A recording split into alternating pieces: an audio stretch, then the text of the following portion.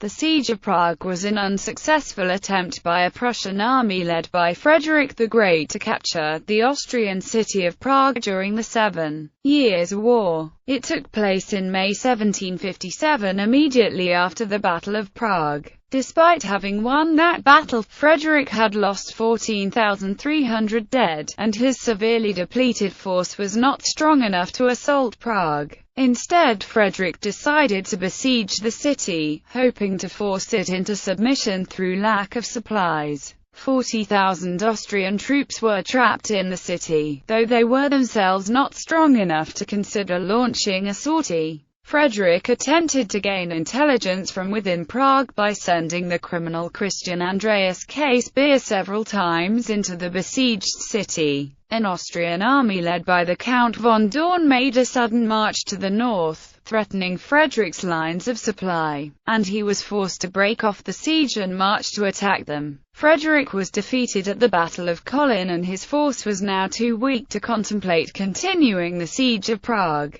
and he was forced to withdraw from Bohemia entirely. It marked a high-water mark for the Prussians, as they would never hold so advantageous a position again, and most of the remainder of the war would be fought on their own territory. In spite of this, the Prussians attempted another invasion of Austrian territory the following year, which culminated in a failed attempt to take Olomouc.